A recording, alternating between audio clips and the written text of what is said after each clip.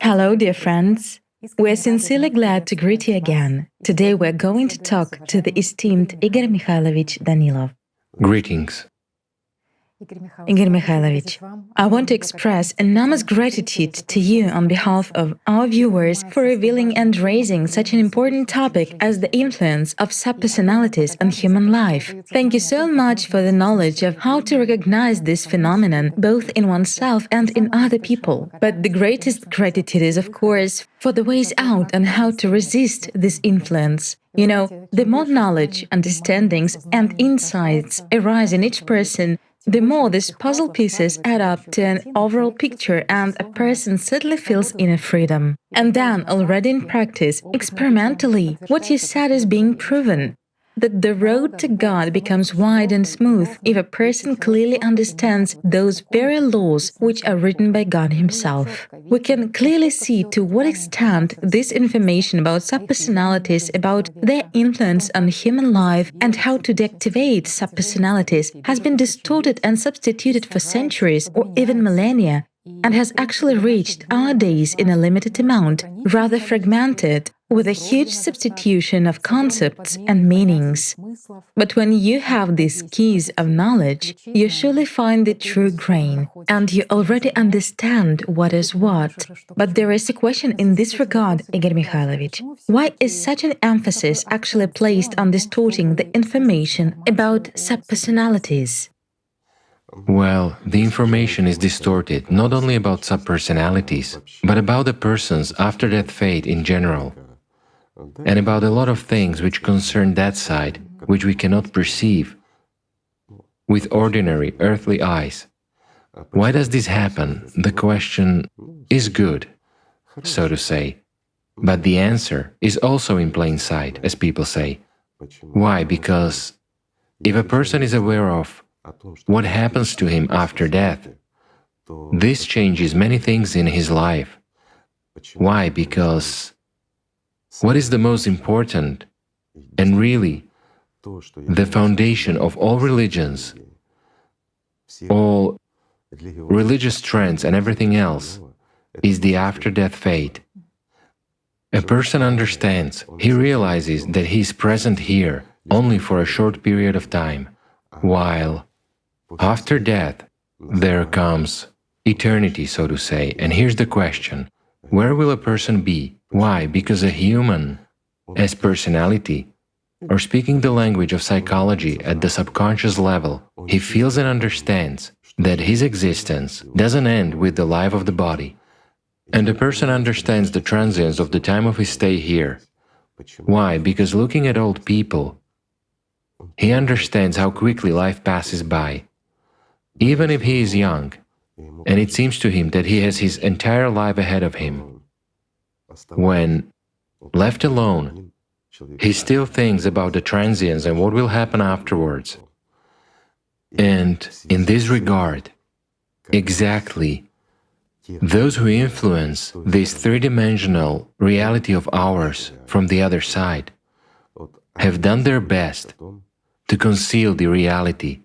Why? If people really knew, if that knowledge which the prophets brought, that knowledge which Jesus Christ brought, if people didn't distort it, but conveyed it in purity, we would now be living in the creative society. That's number one. Number two, no matter how many billions of us there were on this planet, we would all aspire to God, with the rarest exception.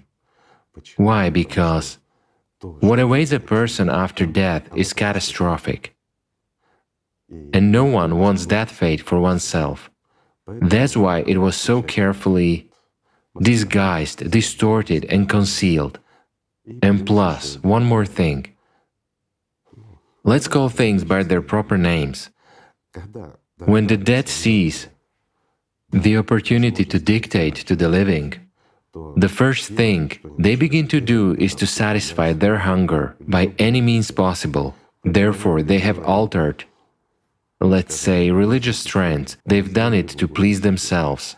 Indeed, let's take a look. Nowadays, There are even countries where serving the dead has been elevated to a cult of the entire country. People don't even think of what they are doing, because when a human becomes dependent on a dead person, he becomes his slave after death. This is scary. Not only does he have the fate of a subpersonality, but he is also, excuse me, a slave to the same dead person, and that's for ages. It's really scary. So this knowledge was initially made a secret, and then it was already erased and substituted as much as possible. As long as there were a lot of people who knew it all, it was conveyed. When the prophets came, when Jesus Christ came, they talked about this.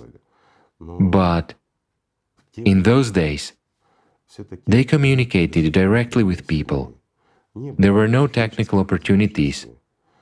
Well, those very records were still distorted. Therefore, the information was conveyed very slowly, so to say, and to a very small circle of people.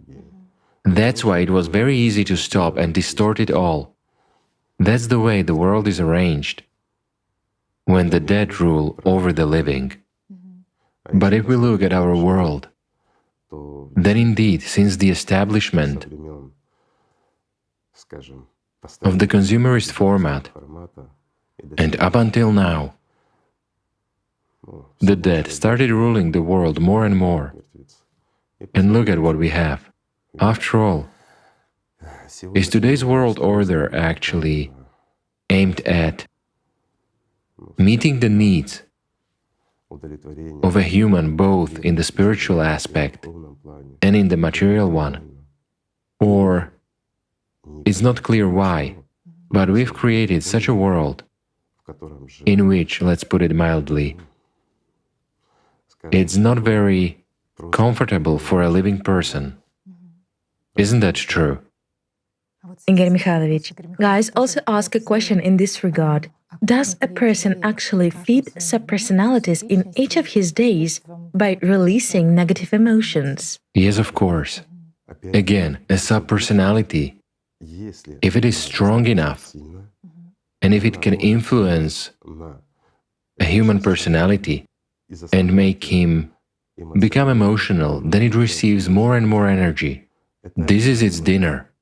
Whereas can a subpersonality be satiated? We've already answered, no friends, it's impossible to feed a subpersonality enough. Can you become satiated with living or enjoying life? No, that's unrealistic. If a person embarked on the path of hoarding, will he ever say, that's all, I have enough? No. This is fractally repeated. Subpersonality's hunger cannot be eliminated. It wants more and more all the time. But when it eats, it feels much better, meaning it really comes to life, so to say. It gets into more familiar or desirable conditions for it, let's say. That's why we have such a situation in the world. Igor Mikhailovich, there is a category of people who get tremendous pleasure when they see other people suffering and pain, or they literally provoke people to emotion. Also, right. And they literally get a kick from that. Of course. When they feel that a person has responded to this provocation. Surely. Can a subpersonality in a human act as an instigator? Let's put it so. This is a completely unnatural behavior for a human. When a person is free from third forces and from subpersonalities, he will never provoke anyone to emotion or cause pain and suffering to another person. It's unrealistic.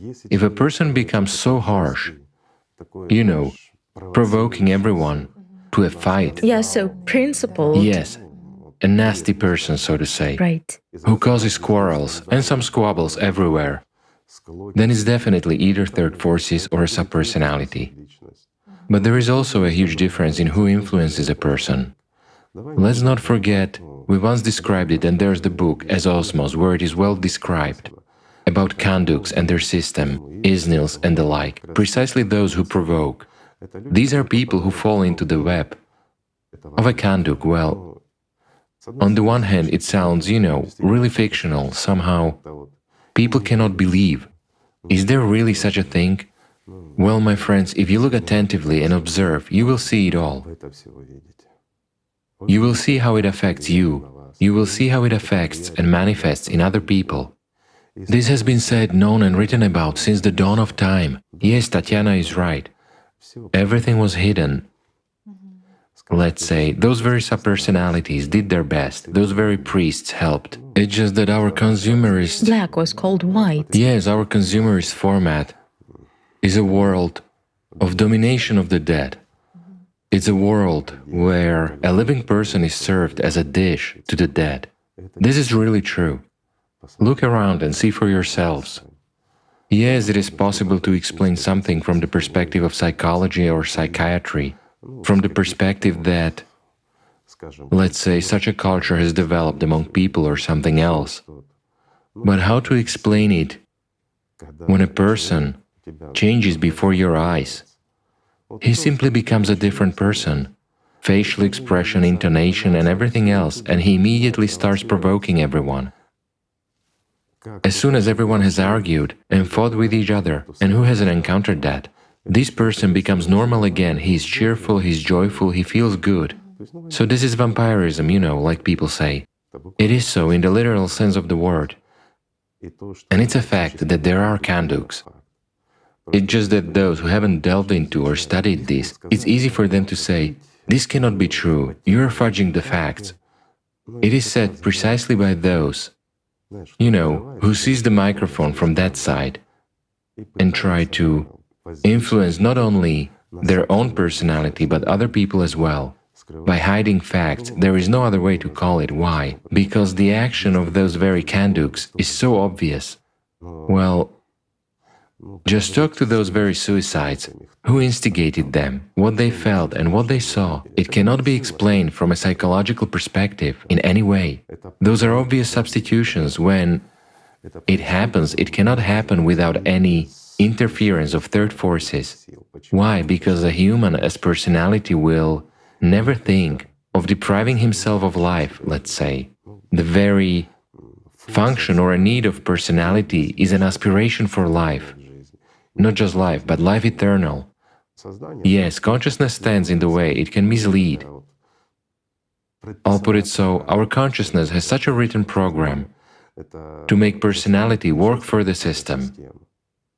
But there are plenty of others, those very Kanduks, with their web, in fact, and the very fact that they reincarnate and so on. Yes, this again sounds like science fiction, but if that wasn't true, you know, it would be great, but unfortunately, there are plenty of them. Trace the suicide statistics and you will understand everything. You'll see everything for yourselves, friends.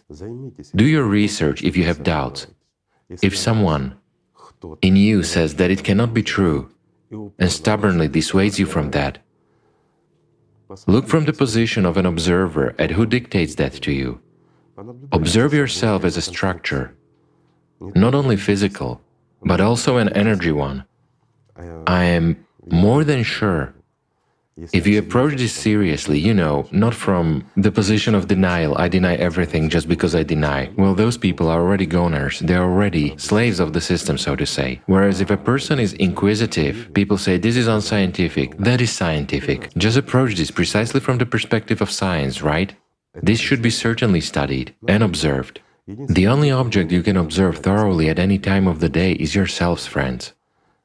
Go ahead and start studying it, take a look. I haven't seen a single atheist yet who wouldn't become a believer after beginning to study himself. This is true. A lot of people are afraid of that.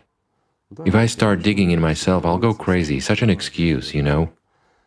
If you are told such a thing, my friend, no church will be able to help you anymore. That's the truth, because you're already a slave of a dead man. You see how the world is arranged? You once said that, of course, most of those psychological and psychiatric problems are certainly connected directly with the invisible world for the most part. Of course. You know, it's just that everything is arranged in our world in such a way. There are congenital, genetic disorders. There is acquired schizophrenia. Yes, I agree. You know, this constitutes such a small percentage But everything else is the tricks of third forces. Why? Because it's profitable. We have touched upon the people who provoke. Yes. The difference is in the following.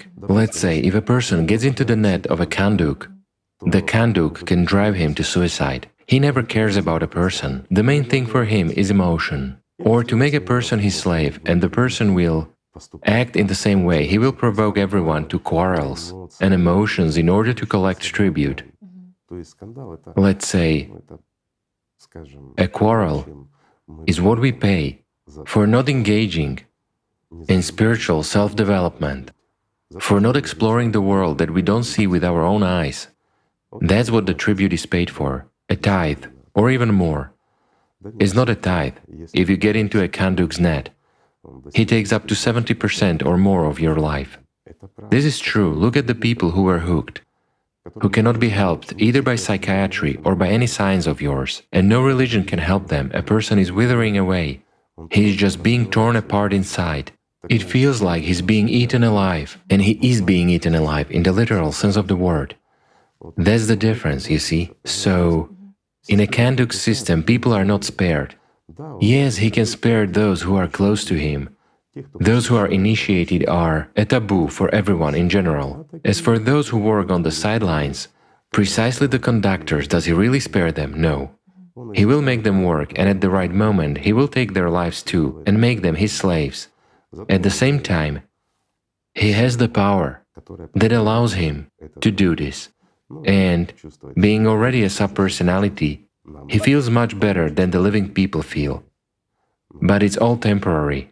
It's only for a short period of time. But what will be the retribution afterwards? Is it worth it? In my opinion, it's not.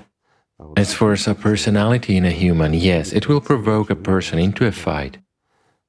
Not always. It's not a rule. But it does have such a function. However, it doesn't take a person's life. It is interested in keeping a person alive. It is even not interested in a person going to jail.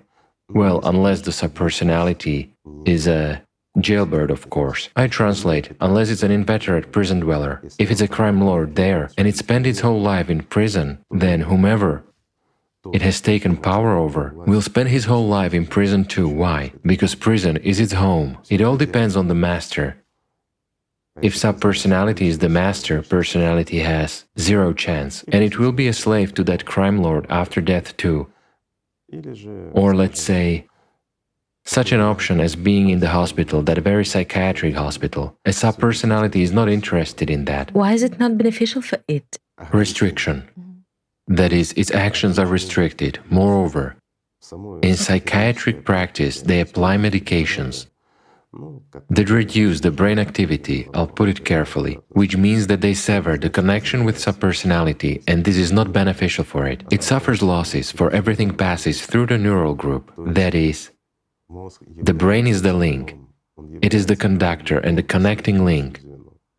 So, as soon as a person falls into oblivion, subpersonality cannot get to personality. There is a disconnection. There is a disconnection from both consciousness and subpersonality. Of course, it's unprofitable for it, so it will do anything. We studied and observed this many times, and we are not the only ones. Lots of scientists who dealt with this issue saw, understood, and observed. They observed how a subpersonality hides. Even taking an electroencephalogram in order to catch it is extremely difficult until you make a deal with it. If you make a deal, you will take the EEG. If you don't make a deal, the subpersonality manifests and leaves when it wants to. It shows up, commits a crime and leaves. And that's it. And there's nothing to punish personality for, because it didn't commit it. And as for the dead, you cannot punish it in any way. It's already dead.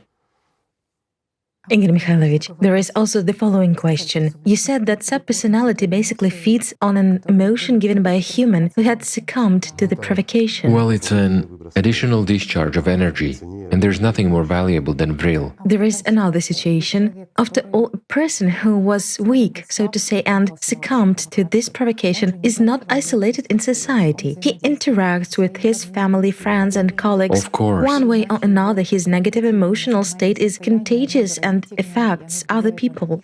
But does the personality feed only on the person who has reacted, on whom the provocation was directed, or on this entire chain of people? I see your point. No. It's the conduct system that feeds on the entire chain, whereas subpersonality, feeds only on the one whom it provokes. In other words, subpersonality is limited in its capabilities in general by, well, I would say, by the very energy structure of a human. That's for understanding. All it can do is interact through the structure, or interact directly with personality if it can reach it. Those are relatives, loved ones, or items. You and I already talked about this in the previous video. I understand that people are interested. I understand that it needs to be revealed. You know, this topic has been covered by the dust for millennia, and people were afraid to bring it up and stir it. But it's true, friends. Do you know why else they were afraid? Because it undermines all the foundations and pillars of all religions and whatnot. If you tell the truth, it's... But on the other hand, we should not be silent about what is important either. It's not humane either. Also, Igor Mikhailovich, our viewer has shared her story and asked for advice. The situation is the following. She has been taking care of her mother for 6 years already. Her mother is a very old woman of 87, a disabled wheelchair person, diagnosed with senile dementia. I'll read it out verbatim. If I can somehow handle the physical difficulties of looking after such a person, then from a psychological point of view it is surely difficult. Through my mother, the system creates such provocations and attacks on me that are not easy to endure. I have a feeling that a replacement takes place, and instead of the dear and near person, someone very cunning and devious acts in her body. Who knows which buttons to push in order to disbalance me? And it seems to me that at those moments, a subpersonality connects to her because her facial expression and behavior change and so on. So the first question is it possible that a subpersonality can connect to such people? Very often. Again, that very subpersonality will do everything it can, everything that depends on it, to keep that person alive as long as possible. Why? This is its home, its opportunities. If it gains enough power for reincarnation, it has a chance to take over the next personality as well. So look at what this person writes here, that this began to manifest with the development of dementia. Yes. So the weakening of personality has led to an opportunity for a subpersonality to manifest itself. It's a fact that this is a subpersonality. You can see that even a person who is familiar with the knowledge, although not profoundly, can understand what is going on. Why? First of all, this can be felt. Well, that's for those who have really been developing spiritually and studying it all. Secondly, you can see it. It is simply obvious. Because she's right, the person changes.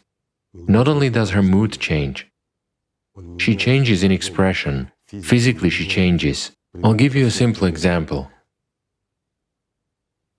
It happened quite a long time ago, let's say. During my medical practice, a patient came to me and asked me to come and examine her mother. Her mother hardly walked. It was hard for her to stand up. Well, in those days, it was still the Soviet Union.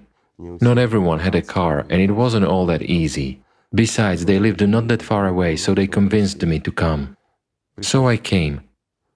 There was an old lady in her 80s who could barely stand up. She was hardly able to sit down at the table. She could talk, well, she was more or less in her right mind, so to say.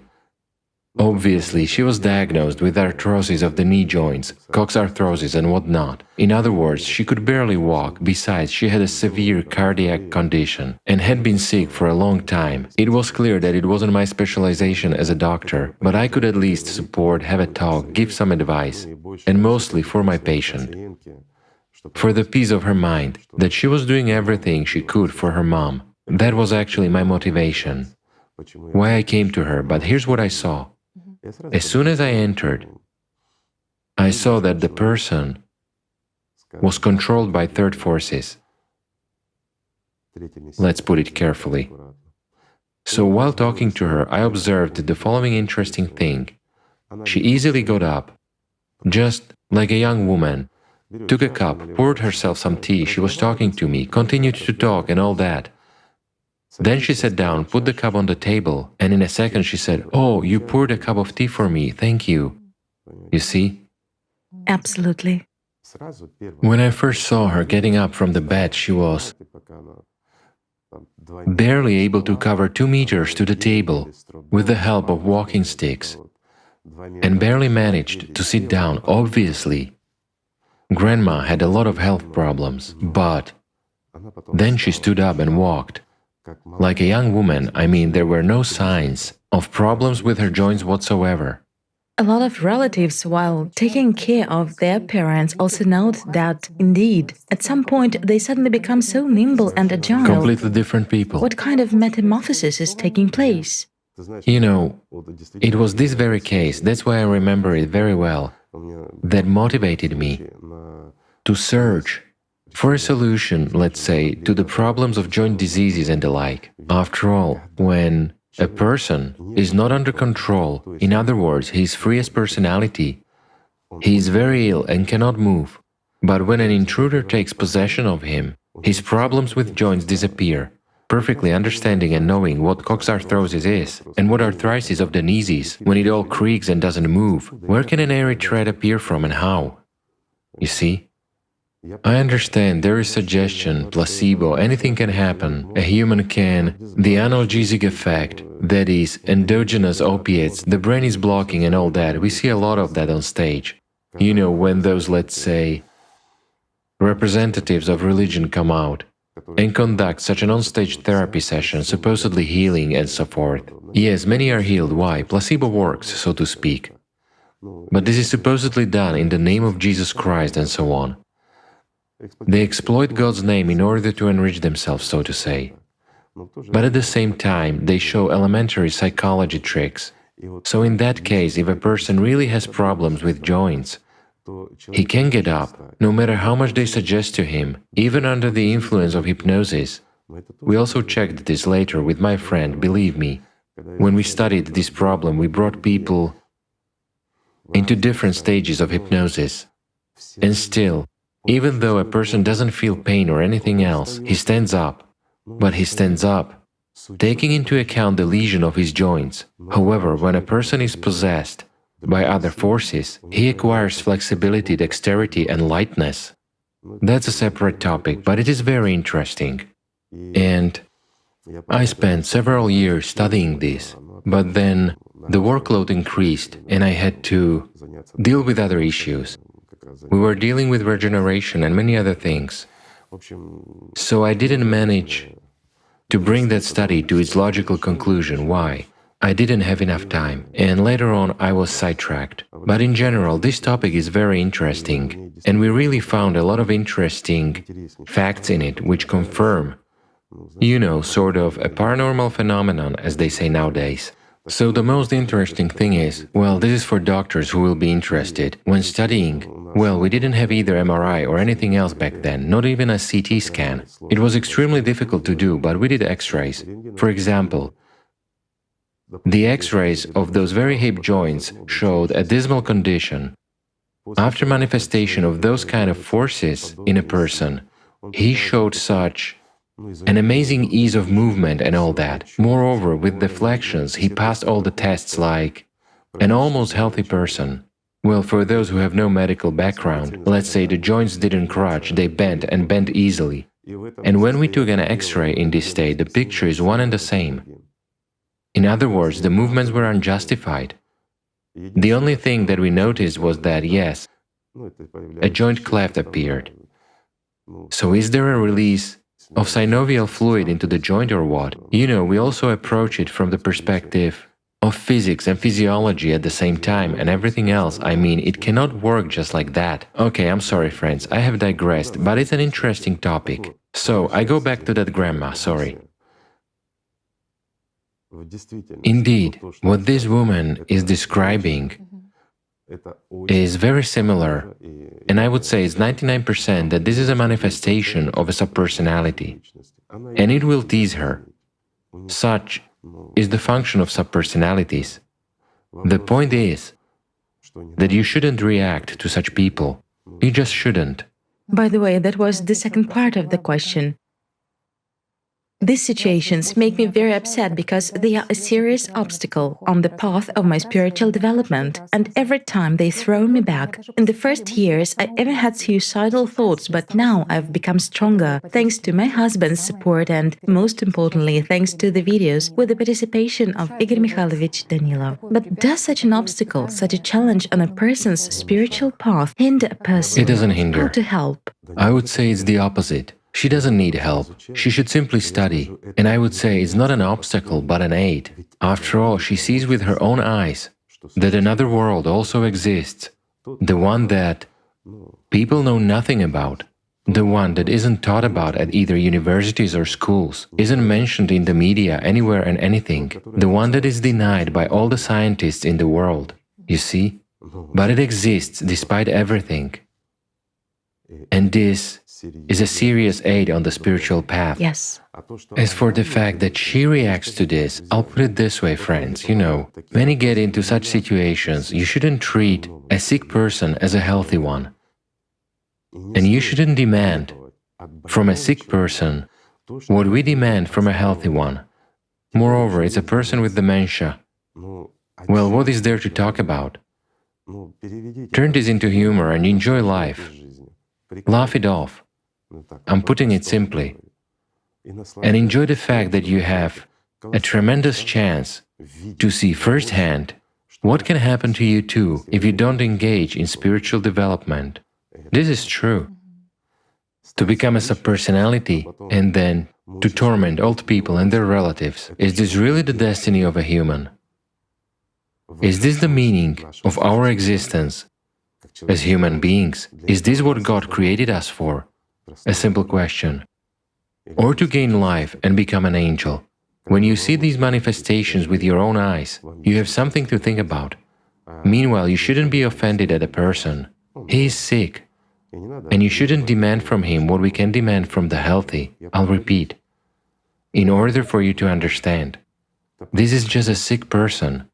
Can he stand on your spiritual path? No, he cannot. No one and nothing, not even the devil, can stand on your spiritual path if gaining life eternal is the goal of your life.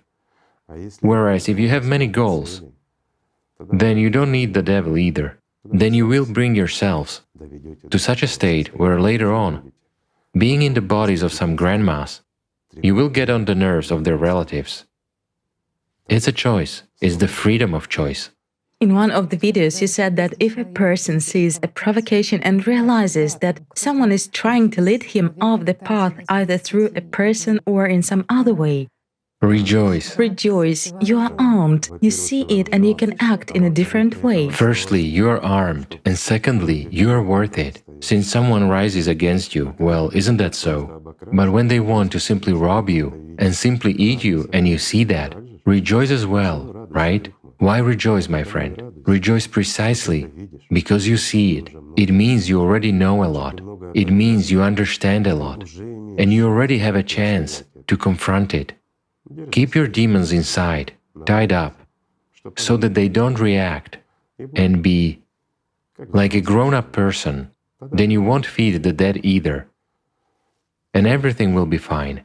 Igor Mikhailovich, you also said today that subpersonalities take care of their carrier. Exactly. While there are situations, I would actually like to dot some I's when the deceased come to a person in dreams.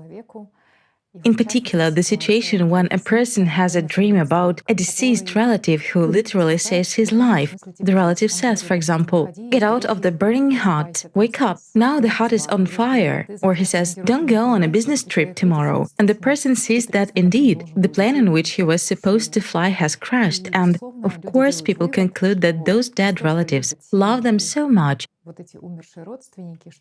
that they take care of their lives even after death. What is the reason for such care? Well, I'll answer as follows. For example, I also like Mahan. I'll put it another way. You have a favorite goat. It gives you wool. You make soft gloves out of it. You make warm jackets for winter. It gives you milk, and it suddenly goes to a precipice, and you see that. Won't you save it? Will you save it, friends? That's the answer. You shouldn't look for anything soulful in the dead, anything spiritual, and what we call love and care. The only thing the dead care about is their appetite and quenching their own thirst. That is, we are their food and water, and in this case they will take care of us if they feed off of us, let's say. So in these cases, it suggests that this relative was eating that person, and in the dream he simply made an attempt to preserve his assets, nothing more than that. Well, everything else is just, speculation. It is consciousness playing along with the system. Why? They are on the same side, so to say. The player here is, of course, subpersonality, meaning the dead relative, and personality, that is the person who is telling this. But fans of this subpersonality are the whole side of the shadows. They are the ones who help each other and support one another. And when a person wakes up and remembers what he was told, at this point consciousness immediately starts saying, yes, he that, and so forth. This person doesn't go on a business trip and it turns out that the plane crashes. Were there cases like that? Yes, there were. Hence, the talk about that.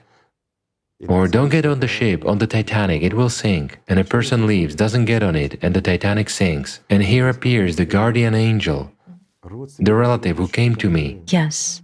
He loves me so much, and so on. And that's it, that person becomes his slave forever.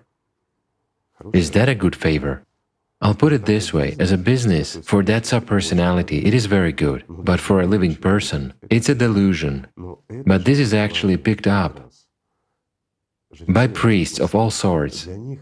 It is fodder for them, already their fodder, and all those who serve the prince of this world take advantage of that. And here's another story about how subpersonality is supposedly the breadwinner of the family after death. The story is that a woman became a widow and found herself alone with a child. She surely was in a very serious financial dead end, a difficult financial situation. So she had a dream where her deceased husband was telling her where a stash was. How to actually find a very large amount of money hidden somewhere. She woke up in the morning, suddenly found that amount of money, and concluded that he loved her so much that he took care of her even after death. Why would a subpersonality need to be such a breadwinner? Because subpersonality wants to eat very much, and that subpersonality was eating this woman. As for the fact that it told her, of course, it's again a struggle for its assets. My friends, you can find millions of such stories. All of them are true and all of them are real.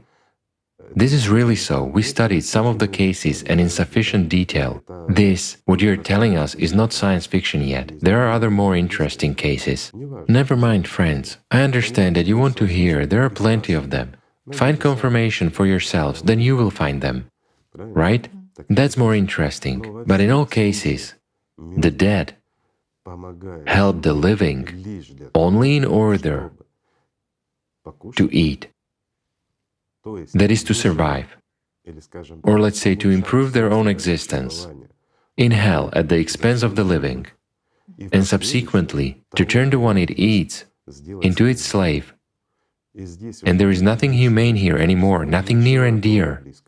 Although in a dream it comes in the most beautiful wrapper, in a cool picture, as a loving relative and so on. You know, there were a lot of stories.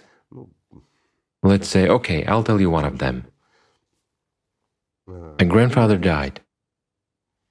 He left behind a daughter. The daughter had a son, his grandson, as it turns out, and the grandson was already a big dunce in his 20s and so on. Suddenly, the grandson gets into the most serious trouble. It turns out that it was just the beginning of the 90s. The guy really wanted to go into business, but he did it in such a way that he could have lost his life too. And at the moment when he began to seriously think about suicide, because there were threats, hopelessness, so to say, the threats from, let's call them former business partners, and the like, the man had no way out, had given everything he could, and he couldn't give anything else. And at that point, in a dream, his grandfather came to him, just before the day he decided to commit suicide. And his grandfather told him where he had buried a treasure, a real treasure. According to his grandfather's story, this guy went and found a jug, really a jug, with gold coins and so on, valued at a very large amount. The thing is that later, when this treasure was studied, this treasure had been there for so many years. I don't remember exactly, but it had been there for several centuries. There was no way this grandfather could have put it there. But he helped his grandson. This is such mysticism, you know, mixed up with subpersonalities, dead people and whatnot. This story created a bit of a stir. Because of what? Because this young man was naturally caught selling gold coins. They began to investigate, and this story came out. And a good friend of mine was exactly a psychiatric consultant on this subject.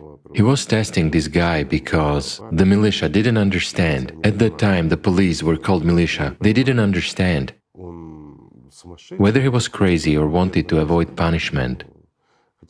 Although the punishment was ridiculous, there was nothing so terrible. But they didn't understand his behavior, how it is that the grandfather came and told about the treasure, regarding which the involved experts say that this treasure was there for several hundred years. How can that be? It turns out it can. Why? Because the grandfather was protecting his own assets. That's the entire answer. Yes, in this case, with this woman, it turns out that by taking advantage of this property, she opened this gate through which the subpersonality even more. I mean, this property belonged to that person, didn't it? No? No, the fact wasn't even in that property. Simply for the sake of being recalled, right? Or anything else. This suggests that he had already been devouring her. He had already been in contact with her and so forth. But apparently, she was in a very acute situation and he simply could have lost her as his asset. Yes, he would have gained a slave. Who else would recollect him? Yes, it is good to have a slave, but when it's a living person, he pays more. You see, in other words, it is much more profitable for a subpersonality to deal with the living people, because it might fail to win over the next one. Therefore, this kind of help doesn't indicate anything, least of all care or love. Yes, he does care. But again, he cares from the position of his own interests. Just like that grandfather with that kid, right?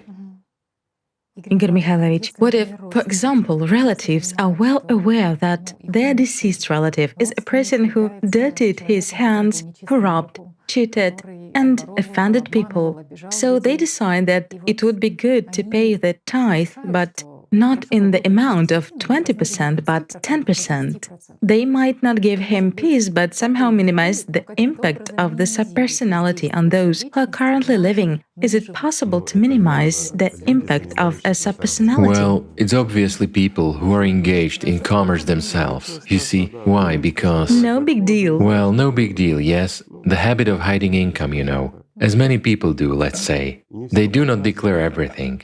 But I'll put it simply. After all, this is not a tax agency. What is 10% or those very 20% is an equivalent of that person's life, of his attention and his energy. That's where he invested them. Then I have a question. Why do they even give a tithe? Go ahead, take it and use it if you're such a miser, right? Well, it's greed. Okay, greed. Use it. It's not a big deal. What about a situation when there are two heirs and they have divided property of the deceased person 50-50? One of them understands that, in principle, it would be good to pay a tithe and he is ready to donate 5% from his part. But the second heir doesn't understand why this should be done. He's not ready to do that. What should be done in such a case? Again, it is possible to allow greed to win out. What for? Everything is already fine. The dead man is already, let's say, buried. Or he's dead anyway.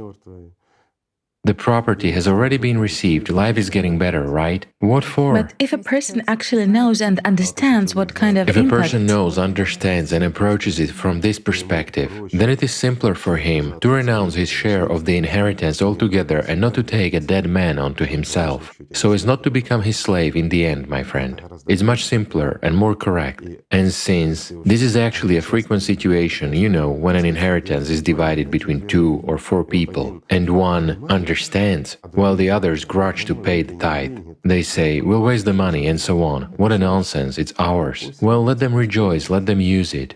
But the question here is that this man who understands should either pay 10% of everything, meaning for all, or not pay and live like everyone else. People also asked the following question about the tithe. What if a person realizes that his relatives and friends are a little bit untrustworthy, and he doubts that they will pay the tithe for him, and he doubts that he will achieve spiritual liberation? This often happens too. Can he pay the tithe himself during his lifetime? This often happens too. And thus somehow guarantee for himself at least some posthumous destiny in the form of peace. I'll put it this way. This started, let's say, in the beginning of the establishment of the Knights Templar, when the second Alathiara were formed. And that's when such people appeared. If we dig deeper, at the time of, let's say, the ancient Alathiara, there were actually few such people who were given peace in exchange for their property. Again, let me explain. It wasn't so much a dead man who paid off, as it was the living who protected themselves from the dead man. That's the meaning of the tithe. Meanwhile, the tithe is 10% of the property of a person who didn't follow the spiritual path, who didn't earn peace for himself. But he earned certain property. What could it be, for example? That very pot of flowers, as we said. All his life he has been growing a flower, and with his own hands he molded a pot for it. That's all that is left of his attention over his entire life. Is the equivalent of his life. And it was necessary to give 10% of it to those very Alathiara to break the chain with the dead, but 90% remained. And the person could use that property without any harm, that is, the dead man didn't come to him anymore. And as a bonus, he helped his relative, meaning the relative didn't suffer and was no longer an active subpersonality. He no longer threatened not only this relative, but all the living. And he didn't suffer himself, he gained peace and sleep, so everything was quite fair. But when a person dirties his hands, for example, let me go back to that point, and his relatives do not want to donate a double tithe, perhaps a tithe will be enough. This is ridiculous. Well, do not donate at all, no one is forcing you. If you want to be a slave of a dead man, be one. Isn't that so? Pardon my cynicism, but this is ridiculous to me. Why? Because a person should go to God. He should follow the spiritual path, his goal must be life, and then he won't be afraid of any dead man. But as Tatiana said now, I understand there are people who are busy at work, they feel their own weakness. They feel that they won't achieve life. They even doubt that they will attain peace. But being intelligent people and having the knowledge, they want to protect their relatives from themselves as dead people, or to protect themselves, let's say to gain peace. So yes, this did happen. People paid the tithe. They brought the tithe of all their property, and later on they donated a tithe from their every income to the Alathiara. In this way, a person protected himself, but he also protected his family and friends. He didn't just leave them an inheritance. He left them a clean inheritance that would do them no harm. And they could do with it whatever they wanted. Meanwhile, he himself gained peace, without relying on relatives and their help, because people are greedy creatures, especially when it comes to other people's wealth. Isn't that so? Igor Mikhailovich, does this practice work nowadays, when people donate a tithe, let's say, to a temple of God, or when they allocate 10%, say, of the estate of the deceased for noble causes, for example, to buy equipment for a surgery unit at a hospital, and so on? I'll put it this way. One shouldn't confuse forgiveness and charitable actions. What you have listed is charity. For example, if a person gives a tithe for his religion or for a temple, this is great. This means he isn't greedy, but a good and kind person. What's wrong with that? He uses this temple, for example, or he wants to build a temple. That's great. It's, some people go to church, other people go to other temples. It doesn't matter, but it's his temple where he goes, where he can feel good, where he meets with his friends, where he prays, at least somehow he strives for God. What's wrong with that? Well, this is sponsorship. Again, let's look at this sensibly. Regardless of religion, does a temple require maintenance? It does. It needs to be cleaned and washed. Firstly, it has to be built for certain money. Secondly, it has to be equipped. That means heating and electricity. It all costs money. It should be kept clean and tidy. When you come, you like it when it's clean, right? Someone has to clean it. Okay, let's even assume that someone cleans it on a volunteer basis, without a salary. But detergents for cleaning do cost money. Water and sewage cost money. Everything costs money. Where does this money come from? Again, from people's donations, right? Plus, a priest should be sustained. Plus, the priest has a bunch of bosses. He has a family, and the bosses have families too. This is normal. It's their business. But you have to sustain this so that all of this would work, right? Here's the answer. Igor Mikhailovich, you said that the tithe had last worked in the time of the Knights Templar. And that was forgiveness. While you and I have now been talking about charity, just like if a person takes, 10% of the inheritance of a deceased relative and gives it to charity, buys something for children. Yes, he's done a good thing. But will he and the subpersonality get help? Of course not. For what merits? A simple question, for what merits, friends? For being a kind, good person? Well, that's wonderful. If he's a kind and good person and follows the spiritual path, he really strives, then he has no reason to fear for himself, for his family and friends whom that relative can do harm. But excuse me, who prevents relatives from embarking on the spiritual path and going to God? They don't want to, they do not succeed. Well, they don't want to and they do not succeed. Let's suppose a person doesn't want a deceased relative to influence his relatives in the future by leaving his inheritance. He wants to do something good. Well, that's wonderful, if he really wants to. This will work, but only if it is transferred to the Alathiara, to those who are successors and those who received this law, because it originated exactly from them. Now let's take a look. You and I already mentioned this in one of the videos. After all, this practice began long before Sumerians, and Sumerians described the tithe. By the way, Sumerians already described that tithe, which a person was supposed to bring from every income. If he wanted to attain peace, they already had this written down as a set of rules. Pardon me, not that much time had passed between the Alathiara and the Sumerians. Therefore, this story of the tithe, so to say, is still alive even today, but it was used by people in religion, though it's a completely different context. I'll give you a simple example. Can forgiveness be granted in exchange for that very tithe or property, whatever, or the double tithe, if those people who are keen on trade are not too greedy? Can it work if they bring it to a priest in a temple, for the temple? It can't. Why? There are clear laws. First of all, there has to be a group of the Alathiara. Could this be done by someone individually? That's impossible and unrealistic. It is the right that God gave for protecting the living from the dead. Everything else, it's in our understanding that money and property have value. While in the understanding of the spiritual world, and again in the understanding of the dark world, it is energy. It's the vital energy, it's an equivalent.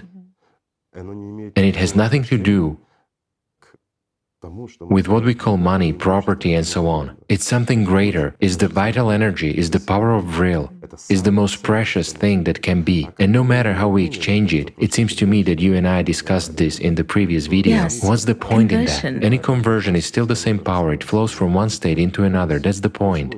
That's why, let's say, in order to attain forgiveness, you cannot just give 10% instead of 20%. Nothing will work out. With whom and how will you bargain? You are not in a tax office, really. You know, it's already even laughable to discuss these topics, to be honest. But I realize that people should know and understand. So, when, let's say, this part of the life of a person who passed away is given to the Alathiara, this chain is broken. Why? Because they go towards God. They do not have material values in the sense we have as humans, existing in this consumerist format. They have a different attitude and a different meaning, and the meaning was exactly in saving the living from the dead. That's the point. And as a bonus, a dead person attained peace. But when people bring the tithe, I don't know, to their priest, pastor, and the like. First of all, it doesn't matter, even if there are 12 priests, but they are people who often don't go to God at all or anywhere except home and to work. You know, I'm sorry, I'm exaggerating, but this is true. People grow up. How can a person who hasn't known God but serves Satan save you or forgive your relative for even a fraction of his vital energy? A simple question. Why am I saying so? Let me answer. Nowadays, people attend various temples of different religions, bring tributes and percentages of their profits. What for? Do they bring that for the sake of protecting themselves and their family and friends? No.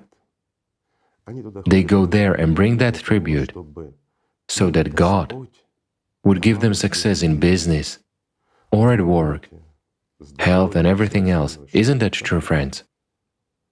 After all, this is business. It is actually a consumerist format. So they bring the tithe for God to give them 100 times more. That's what it is actually said, isn't it? But this is said about God's love.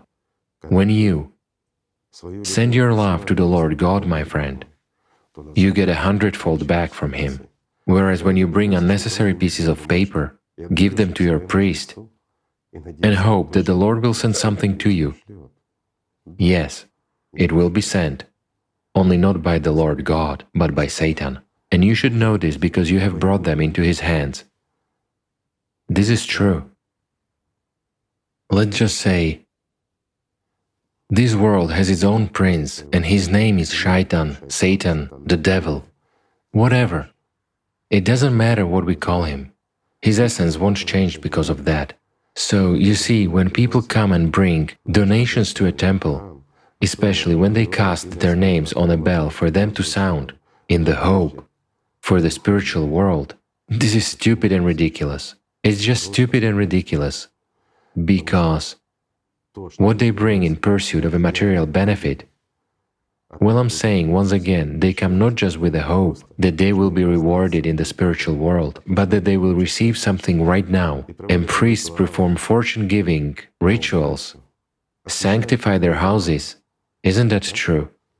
They chase demons in houses and sanctify cars. He blessed the iron horse. They bless people for success? You know, it's truly funny.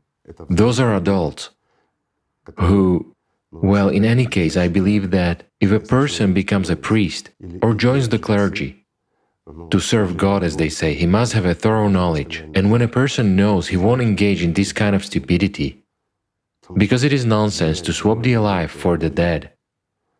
This is simply serving Satan is insanity. This is really so. And when a priest in the name of God, Allah, Jesus Christ, or whoever else blesses a car or cleanses a house of some demons, he casts them out by hanging various drawings of his or something else. Will the demons not touch a human there? Demons actually live in a human. How can he cast a demon from a human? He, who has been walking along with a demon throughout his life, answer this question for me. It's just business, isn't it? But it's a business pleasing to Satan. Is this business actually pleasing to God? For this very reason, the knowledge has been altered and distorted, and religion was established, which is very convenient, very profitable, and controls not only people's wallets, but their consciousnesses as well. Isn't this true, friends? When did Jesus Christ say that all of us are equal, and no one should be superior or inferior, that we should love one another and live like brothers? He spoke of the creative society 2000 years ago. While we have only been developing the consumerist format and serving Satan, maybe it's enough. Maybe it's time to come to our senses, friends. Am I not right? I'm sorry for being blunt, but people should know the truth. It's not just a matter of living here, but also of the destiny after the death of their bodies. They should know. Igor Mikhailovich, you said that basically the right to cut those anchors was given to a group. Yet could anyone do that individually? Do you mean not by a group, but on one's own? Yes. Someone could. A messenger of God. The one whom the Lord endowed with this power. But, excuse me, over the entire history we know all of them by names. But how can, let's say, even someone who hides behind the name of God's messenger do that? With what? With what power? By what means? Did God give him that power? No. Well, the messengers can. Once you and I spoke on this subject that, yes, the one who has been sent by the Lord God to this sinful earth can even grant life to the dead. Grant life. But why does an inevitably dead slave of Satan equate himself to your prophets? Tell me, friends, and you perceive that as normal? The devil applauds you even for this one point, because you take his side. You take an ordinary man just as sinful as you are with the same problems, and you elevate him to the level of God's messenger, who is able to command Satan, who is able to cut anchors, and who is able to grant life to the dead. Come to your senses, people. Come on. Grow up, at least in these matters. Everything is indeed very serious. While the group can do that, well, again, the group means not a group or a gathering of people in some religion who call themselves monks. Just look at those monks, my friends. The group is really those who serve the Lord God.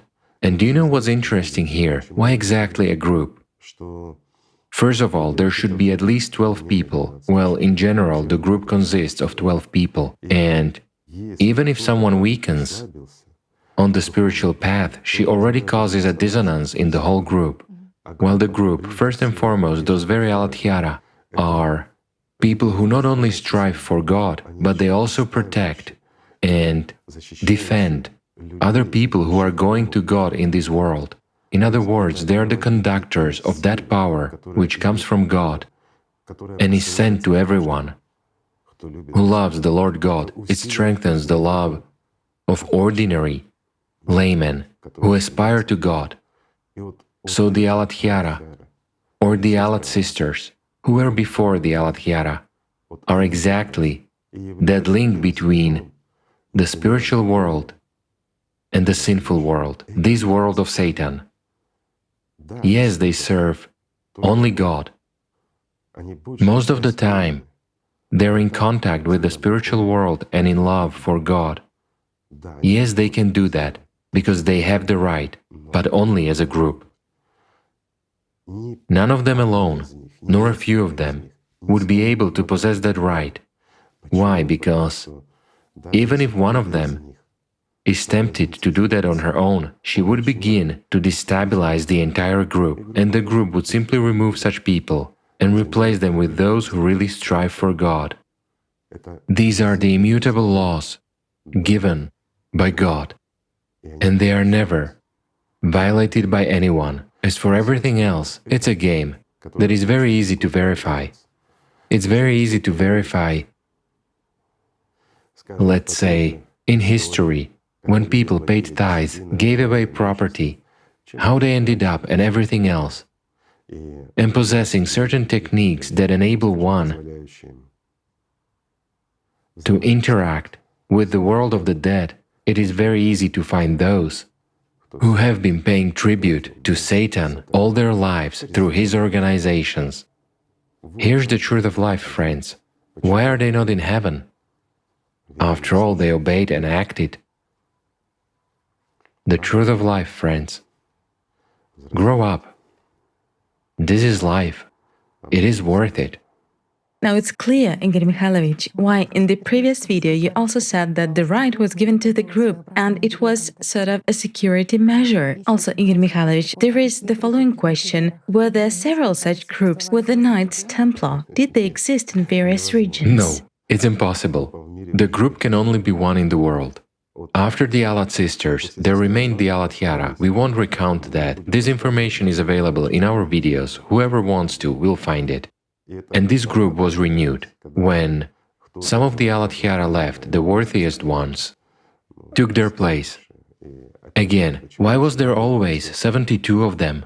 Well, as a matter of fact, the group includes 12 people. And why 72, even everywhere, such a popular number? Because the group consists of 12 people, while the rest are candidates, the majority of whom actually served the Alat Yara.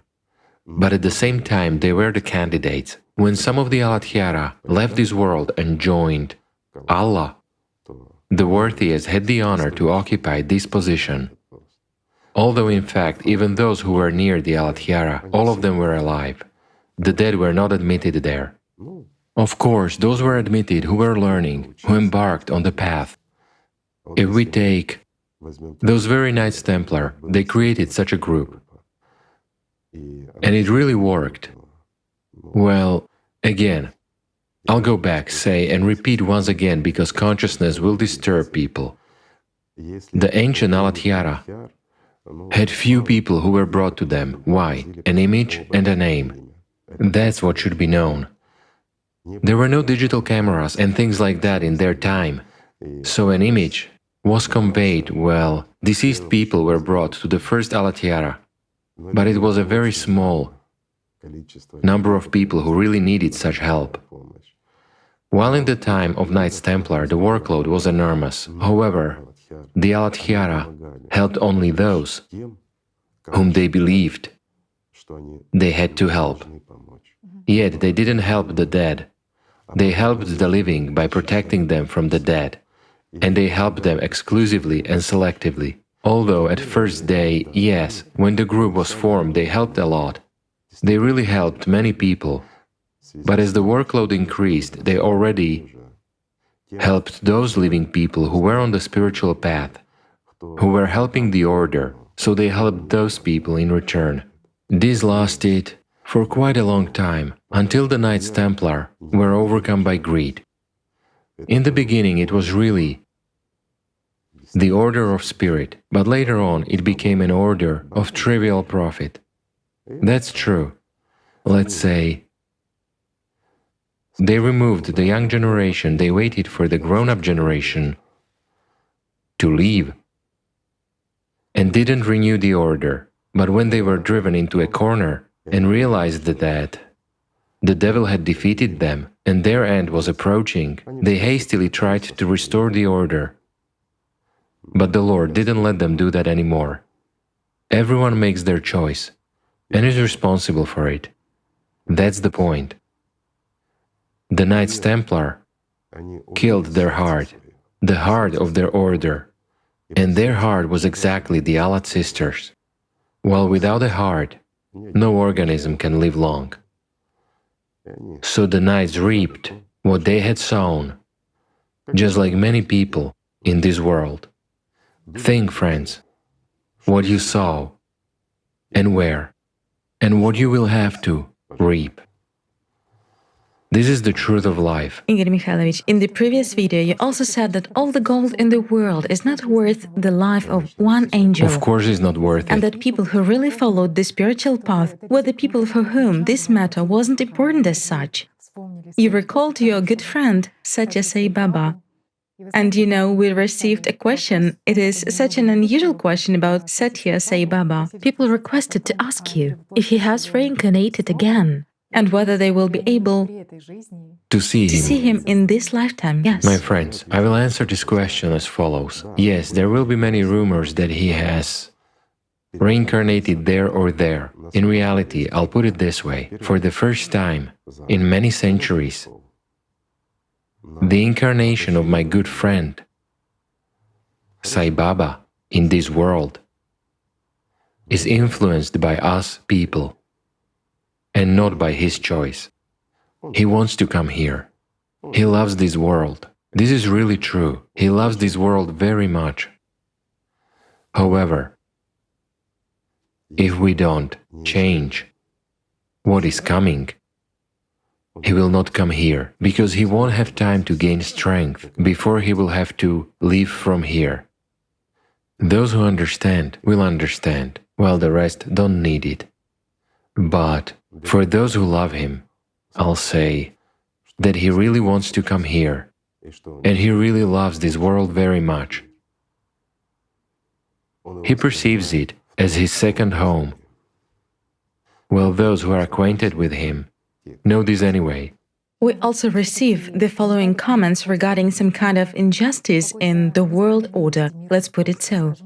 The situation is the following. What should those people do who worked from dawn to dusk? They went on foot, worked in the fields from sunrise to sunset, walked with songs and tools, and returned home after dark. At home there was a crowd of children waiting for them and a household, and everyone had to be fed. When would they have time to engage in spiritual practices? Will these women who didn't know happiness, who earned very little, who had no opportunity to rest, who didn't have days off, would also become personalities there, in the heavenly chancery? A question arises. Is there no justice either on earth or in heaven? How can we comment on this question and this situation? This question? Yet I have a question for the person who asked this question.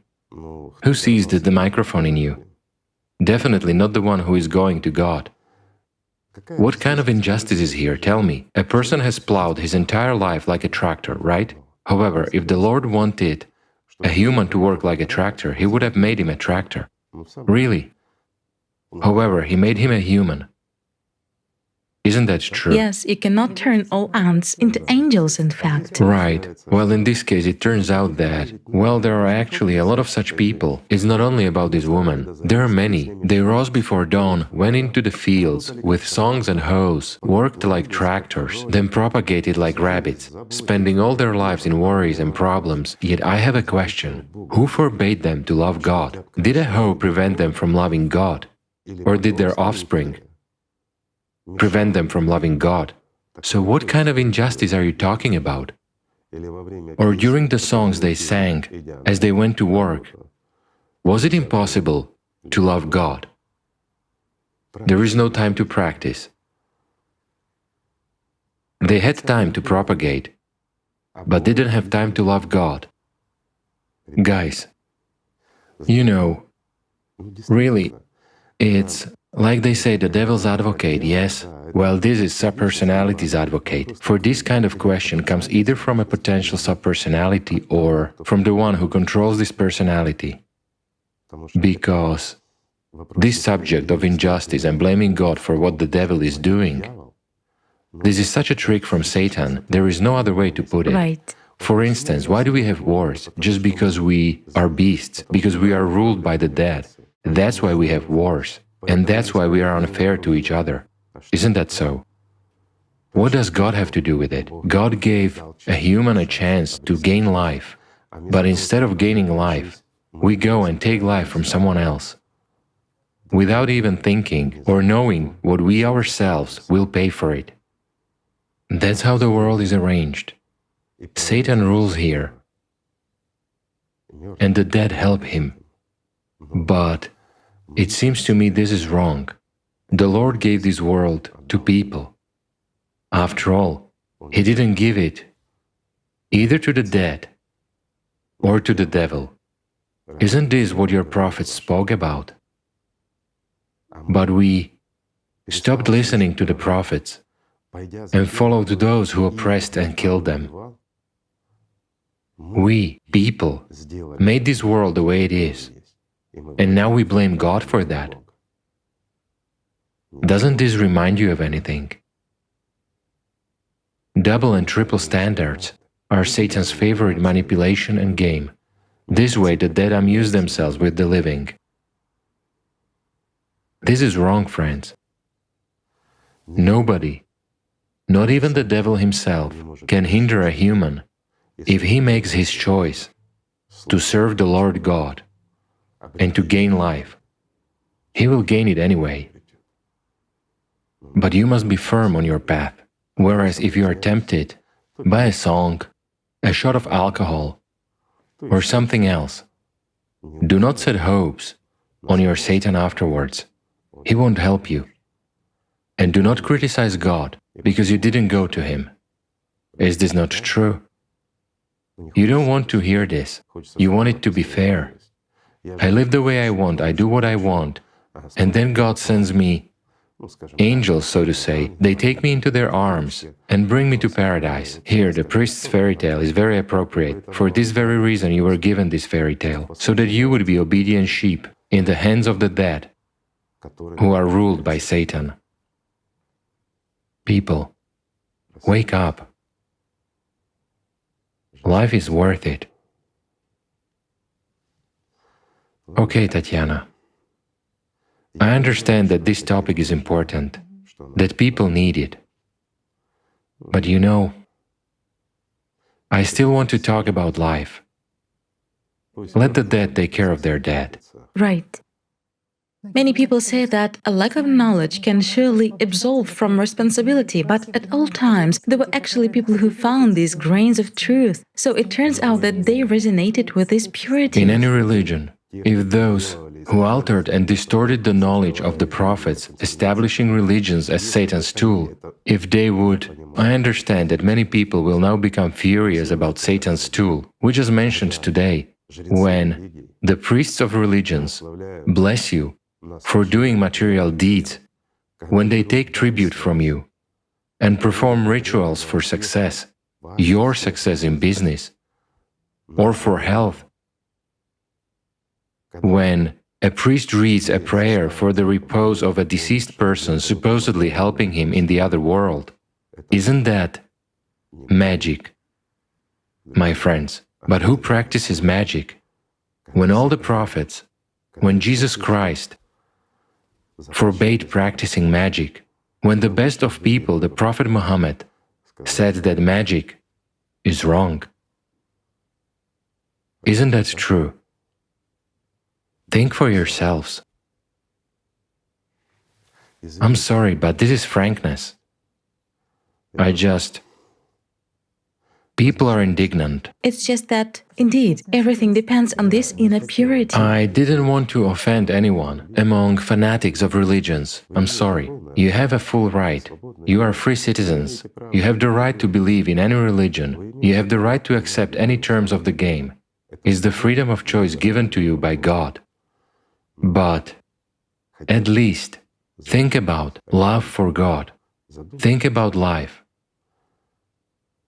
That will be right. Life is worth it, after all. You know, Igor Mikhailovich, in one of the videos you told us about a good friend of yours who had pleased you very much with his success on the spiritual path because he had swiftly and rapidly gained life. And you said that on his spiritual path, he even caused losses to the system. You then said that some people, while performing spiritual practices, they have hippos and monkeys running around in their territory. And on top of that, they do those spiritual practices hugging a bear, while your friend squeezed out even a mosquito. And of course, a question arose whether it is possible to take power from a subpersonality. For instance, a subpersonality accidentally enters the wrong territory, comes to the wrong address, and it comes out not just with nothing, but really hungry and barefoot. Friends, it's a wonderful question. I understand your initiative, but it's impossible to take away anything from the dead. So, friends, let's take a mature approach to this issue. In reality, there is only one way to take something away from the dead and to steal from the system in general. Really rob it. This is to become alive. Just to gain life, despite all the resistance of the dead, demons, evil spirits, and all this entire, let's say, all the collective organization of theirs, of those who live at the expense of the living, then yes, it is possible to take power from subpersonalities that, let's say, live in a person and dominate him. You can, by becoming alive. And when you live for the best of the worlds that there can be in general, the world of God, then all subpersonalities, if they were inside you, will simply cease to exist, and their entire power will vanish. In my opinion, this is wonderful. This is really good. Then nobody will have power over you. And this makes sense. This is what all people come here for, in order to gain life. Well, everything else is what Shaitan is doing. However, despite all this filth from Shaitan, we must... I already said it before, and I'll repeat it once again, like the lotus flower. From this filth and decay, from this swamp, we must actually rise before the sun, in our purity. So friends, let's just love each other. Thank you. Thank you so much, Igor Mikhailovich. Thank you, friends. And let's not just love each other, but also strive for the spiritual world. And most importantly, let's love our Lord God. He is one, no matter what we call Him. Let's finally realize this and reconcile. Peace be with you, friends.